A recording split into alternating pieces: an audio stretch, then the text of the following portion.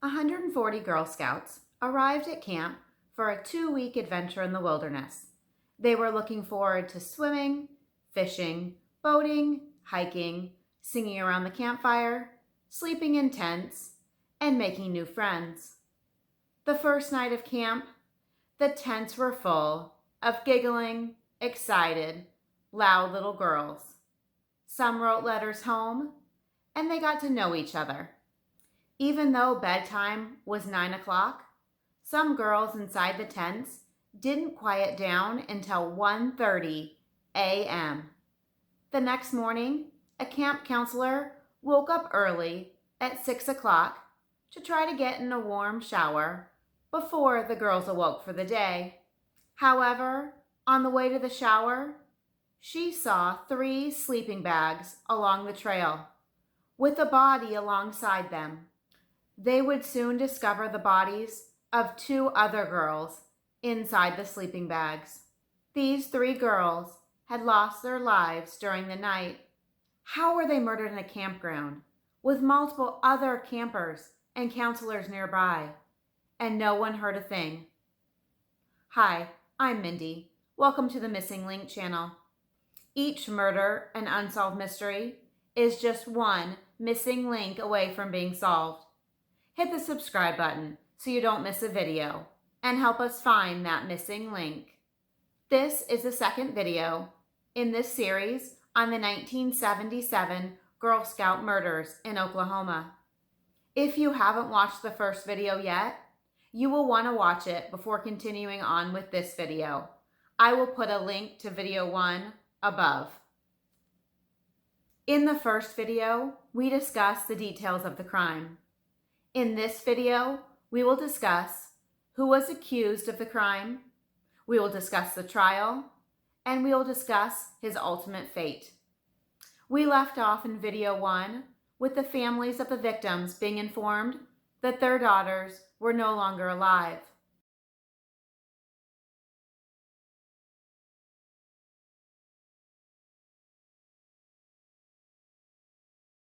And the other Girl Scouts from the camp were taken by bus back to Tulsa and were picked up by their families.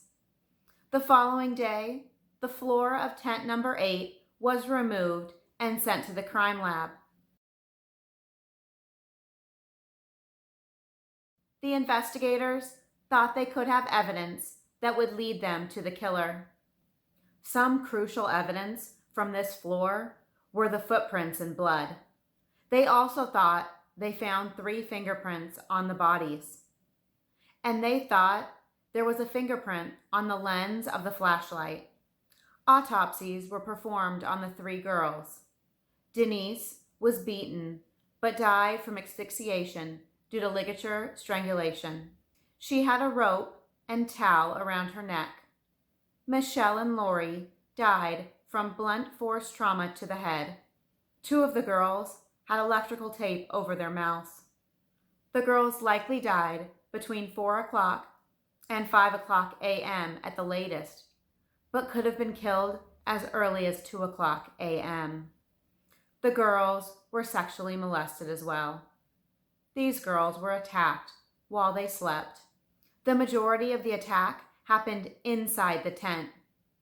Remember, this tent was only yards away from 7 other tents, including their counselor's tent. We will get into how this was possible without arousing other girls a little later. Some speculate that Michelle and Lori likely died in the tent. Perhaps Denise was still alive when she was removed from the tent and was killed on the trail. After the attack, the murderer carried their bodies 131 yards away from tent number 8. What is so strange is that he carried the bodies right past the counselor's tent, and there were no drag marks in the ground, so the bodies were not dragged. These bodies had to have been carried. Investigators were scouring the area in and around the camp. They came across a cabin not too far outside the campgrounds. Jack Schroff was the owner.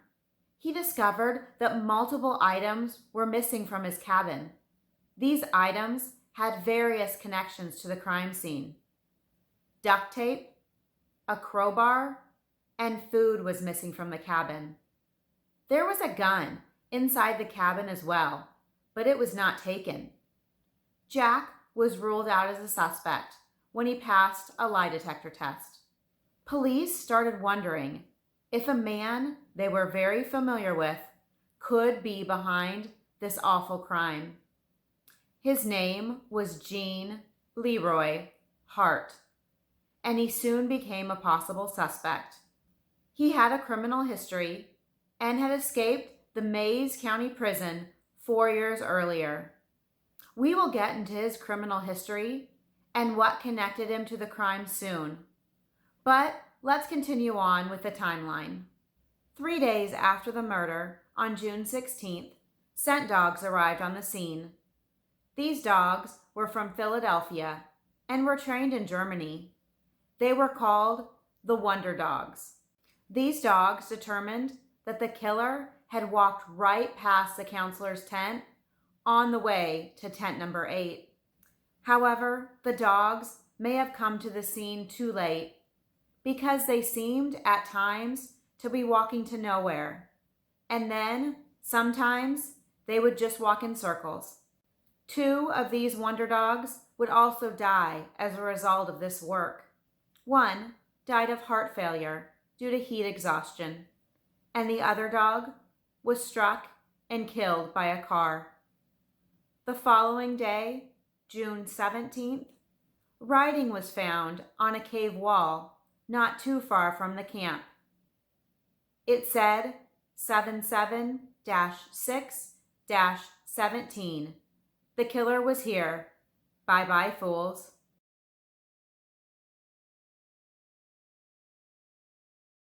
There were 3 caves not far from the camp. Apparently, it was common for fugitives to hide in the hills and caves surrounding the camp. In the following days after the murder, the investigators searched a local pond looking for evidence, but nothing was found. On July 28th, a pair of tennis shoes and pink socks were found on the back stairs of the Great Hall. Apparently, the shoes had not been there earlier. Inside the tennis shoe was the name Denise Milner. Was this a sick prank, or did the murderer take the shoes and socks with him as a trophy, and then, for some reason, bring them back to the crime scene? Denise's mom did claim that Denise took a pair of tennis shoes and pink socks with her to camp. Let's now take a look at Gene Leroy Hart. Who was he, and why was he a suspect in this brutal killing of Denise, Michelle, and Lori? Hart was born on November 27, 1942, and was the oldest of 7 boys in his family. He was 34 years old at the time of the murders. Hart was 5 feet 10 inches tall, weighed around 200 pounds, had black hair, brown eyes, and was of Indian heritage. He was a local football star at the Locust Grove High School. He played fullback, and one of his coaches said he was the best boy he ever coached. People described him as a quiet, polite, and a good-looking kid. Someone also stated that he just wasn't the kind of kid you would have thought would have turned out bad. But he definitely made a turn for the worse after high school. At age 23, he was employed at the Tulsa Steel Company.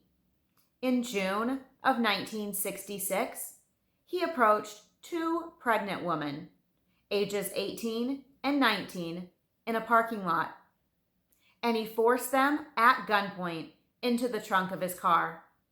He then drove to a wooded area. He got them out of the trunk and bound them with tape. At some point, he tried on each of the woman's glasses. He wanted to see if they were the current prescription for him. Remember this strange occurrence. We will touch on it again later. Then he raped and sodomized the two women.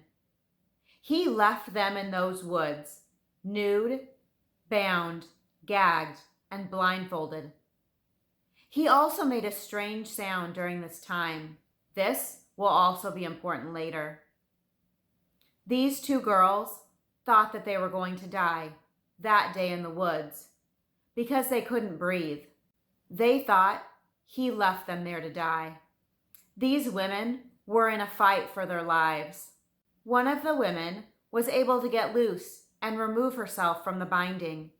Then she untied and set the other woman free. These women were so smart. They had a description of the man, knew the make, model, and had a partial license plate number off of his vehicle. They were able to find a phone and call the police. Hart was arrested and originally pleaded not guilty. But right before the trial started, he changed his plea to guilty. He could have been sentenced to 5 to 15 years, and the 3 sentences could run concurrently or consecutively. On October 15, 1966, Hart was sentenced to 3 concurrent 10-year prison terms. The judge stated that the maximum sentence would last until October 14, 1976. The full 10 years, or a minimum sentence, would last until October 21, 1971. Only 5 years. Apparently, these dates didn't mean much because he came up for parole on December 2nd, 1967, just a little over 1 year later, but he was denied parole. Less than a year and a half later, on March 17th, 1969, he came up for parole again. For some reason, he was granted parole. He had only spent 28 months in jail for kidnapping and raping 2 women. And if you ask me, he should have been charged with attempted murder as well. 28 months is a ridiculous sentence. What a failure of our criminal justice system. But Hart sure wasn't done committing crimes. Less than 3 months later, he was at it again. He committed multiple burglaries in Tulsa between June 1st and June 7th, 1969. In fact, during 4 of these burglaries, he entered homes at night and burglarized the homes while the occupants were home and asleep in their beds. During the last burglary, a woman was still awake and heard him enter. She pulled a gun on him and scared him off. But he was not too smart because instead of leaving the area, he just went upstairs and tried to burglarize another apartment. The victim called the police and they found him upstairs. Since he was out on parole, he was pulled right back into the system. He was found guilty on 4 counts of first-degree burglary and pleaded not guilty. However, he was found guilty, and this time his sentence wouldn't be so easy. He was sentenced to 90 years for each burglary, and this time his sentences would run consecutively. So he was given the maximum sentence, over 300 years in prison. A few years later, in April of 1973, he was transferred back to Mays County Jail. He was supposed to be a witness in another trial. However, he escaped the jail with another man, and they were on the run. And he was still on the run during the Girl Scout murders in June 1977. So let's go back. June 1977. 10 days after the murder, various items were found in a cave, not far from camp, about 3 miles. These items connected Hart to the murders. they found 2 photographs that Hart had developed, adhesive tape that matched the tape from the crime scene, a plastic bag similar to what was found on the flashlight at the crime scene, and also a Tulsa newspaper from April. There were also items stolen from camp that night of the murders found in the cave. The Kiowa camp counselor named Susan had fallen asleep that night of the murders with her denim handmade purse under her bed. There were sunglasses inside. She noticed it was missing after the murders.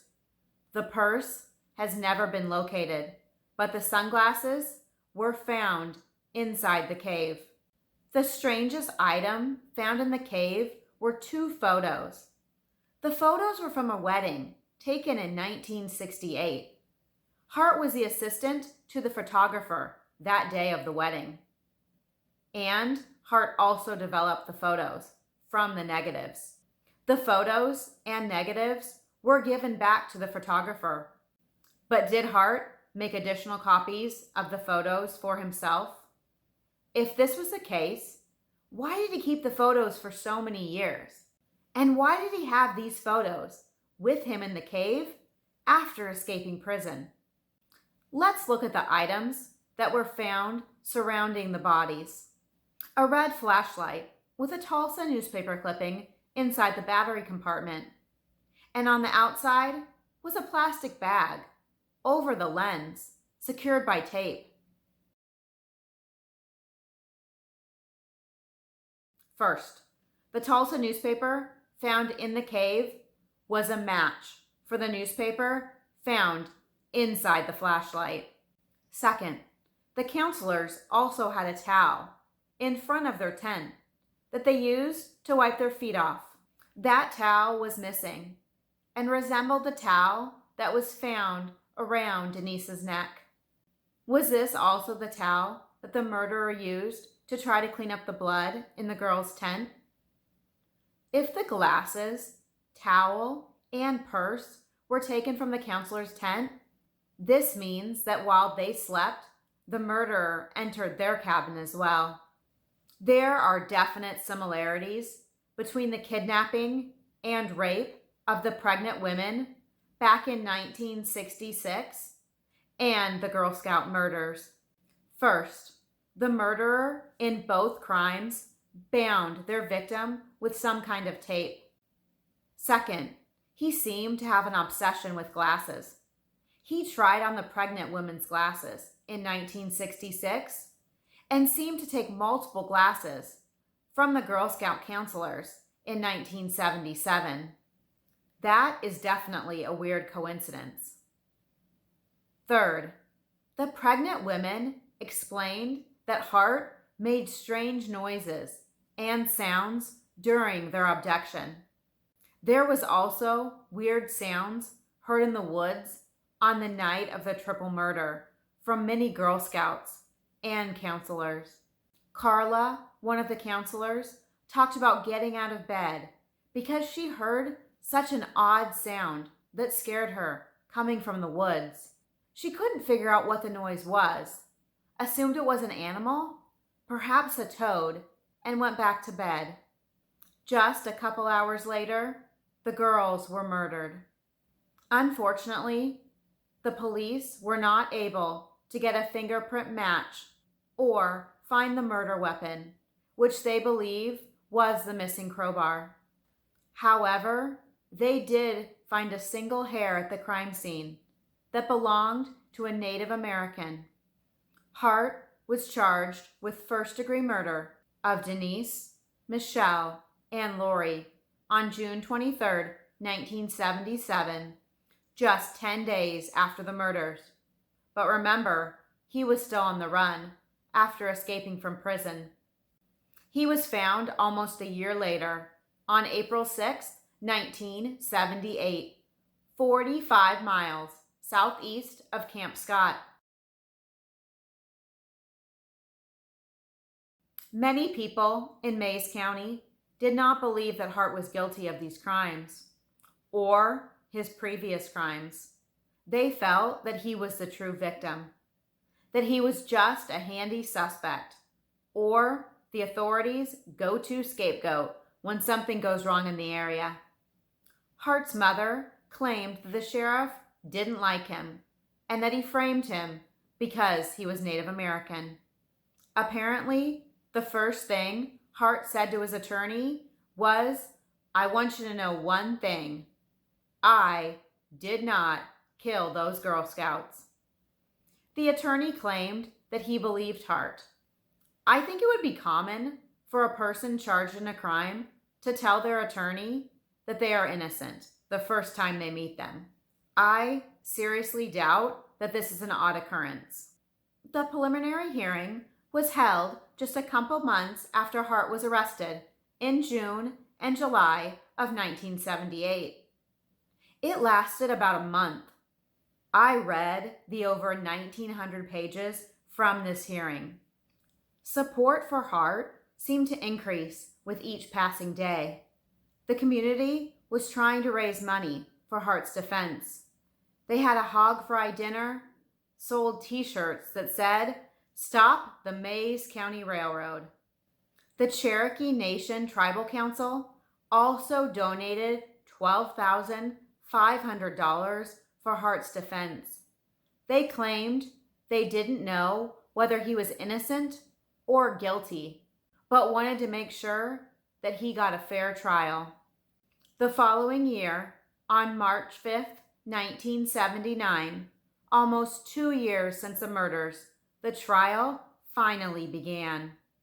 Jury selection took 10 days, and they questioned over 100 prospective jurors. The final jury included 6 men and 6 women. The jurors came from different backgrounds, had various jobs, including plant manager, gas firm foreman, school teacher, and housewife, and most were from Pryor or Adair, Oklahoma. None of them were from Locust Grove, the closest city to where the crimes happened. The jury was sequestered during the trial. The state's case consisted of physical and circumstantial evidence. The physical evidence included hair and sperm samples found on the victims. An expert linked this evidence to Hart, or at least Hart couldn't be ruled out as the murderer. They were consistent with Hart. The circumstantial evidence included items that could be linked to Hart, found at the crime scene.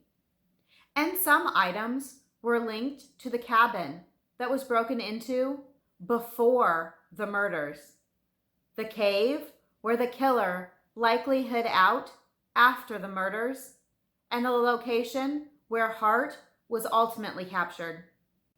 Evidence was so different back then. There was no DNA analysis. The prosecution agreed that they didn't have a smoking gun in this case, but they believed they had enough to link Hart to the crime when all of the evidence was put together. There would be too many coincidences if Hart wasn't involved. The defense strategy was that the evidence was planted and Hart was set up for these murders. Apparently, the motive for the setup was that the sheriff didn't like Hart and they were embarrassed that he escaped their jail. The defense claimed that law enforcement focused on Hart right away and didn't look at other suspects. The defense also tried to imply that the evidence, such as the tape and rope, could have come from inside the camp.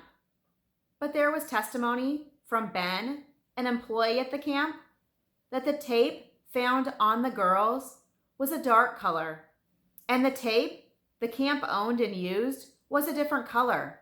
It was actually silver. The defense also called another camp counselor from another unit. She told about some girls in her group who were only second graders.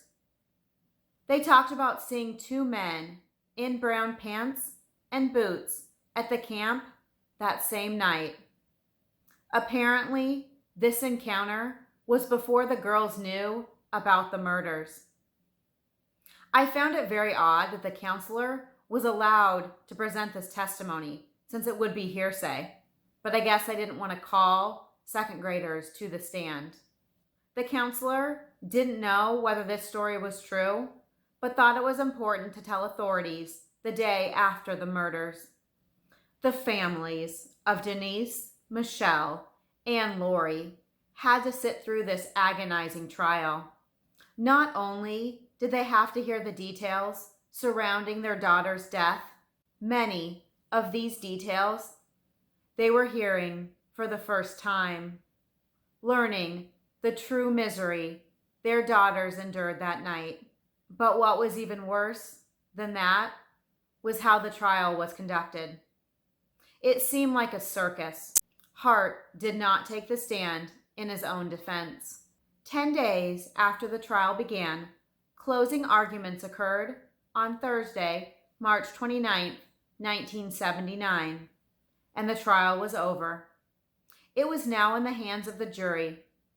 They deliberated for 6 hours on Thursday. They resumed deliberations Friday morning.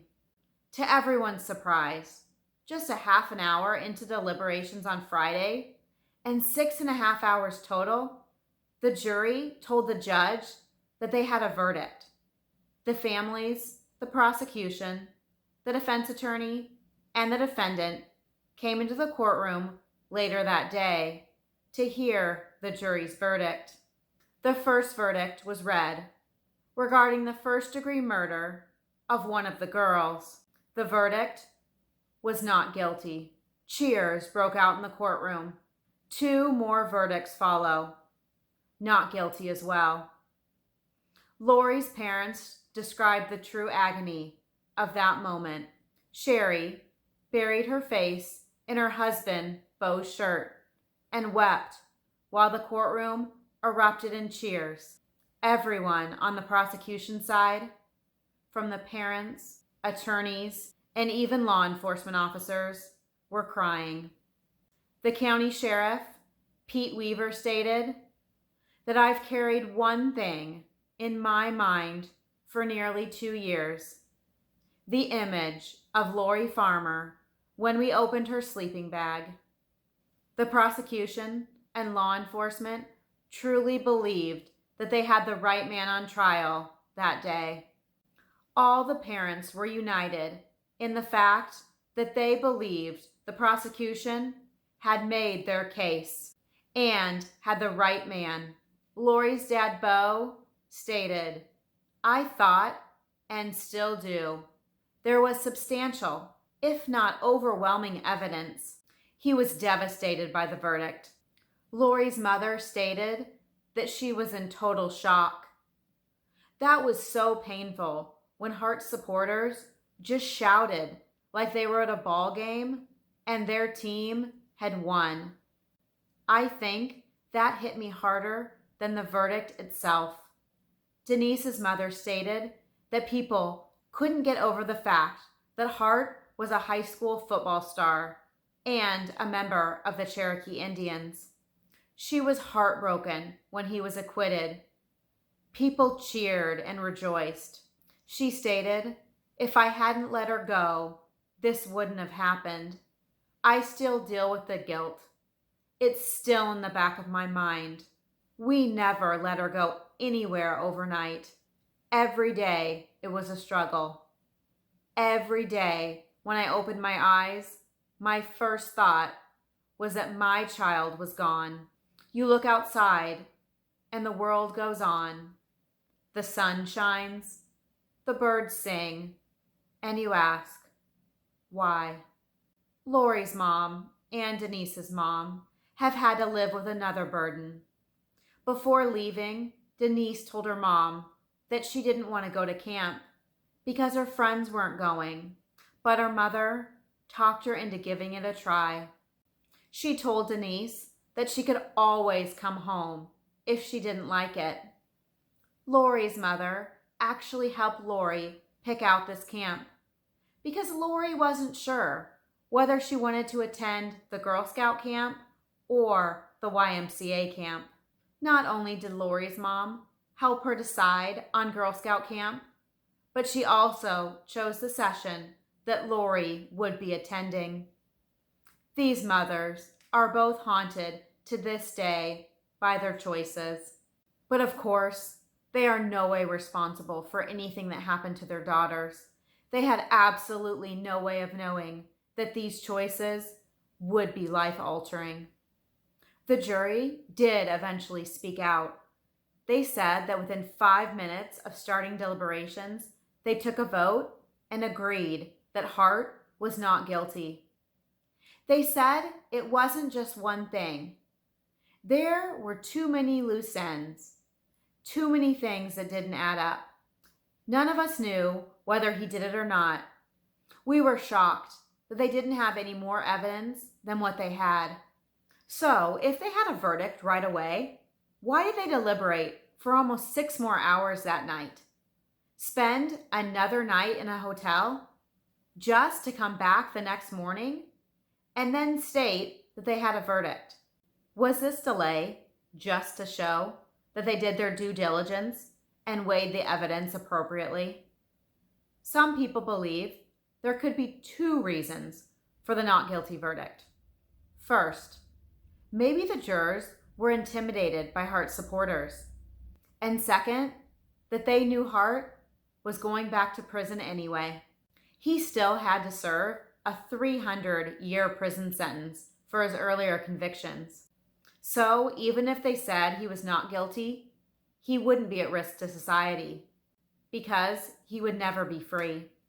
The judge told the families after the verdict, "Sometimes in our system of justice, even the guilty are permitted to go free." Lori's parents left the courtroom after the verdict and headed to the quiet cemetery.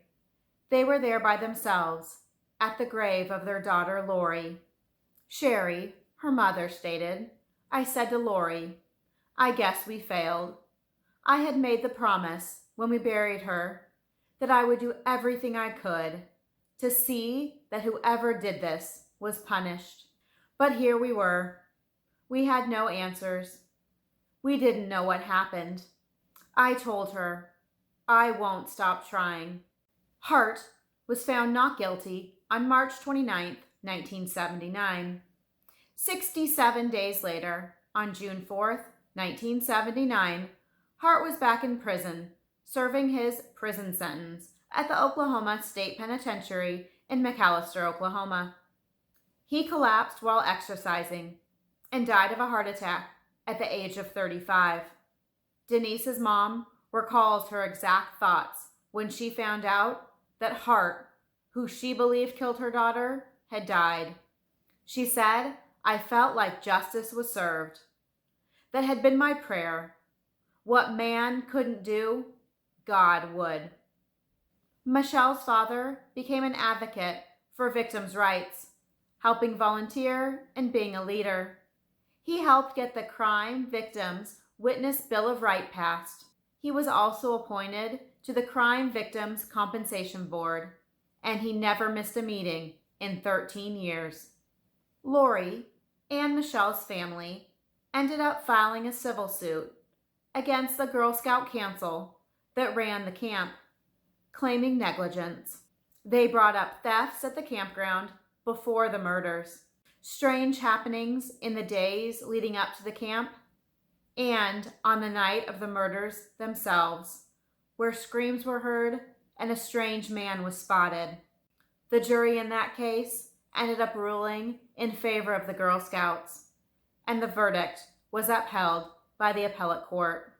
As time went on, technology has improved, especially when it comes to crime scene analysis, and especially DNA testing. The investigators were hoping that DNA could finally give them answers as to whether Hart committed the crimes. And if Hart didn't commit the crimes, they were hoping DNA would tell them who did. A pillowcase collected from the crime scene was a major piece of evidence, possibly for DNA testing on bodily fluids. Back in 1989, the FBI tests were inconclusive, but they weren't able to rule Hart out as the contributor. In 2008, they tested again. This time, a partial DNA profile of a female was found. They could rule out 2 of the victims, but not the third. So was this DNA profile from the other victim, or perhaps a female murderer or accomplice?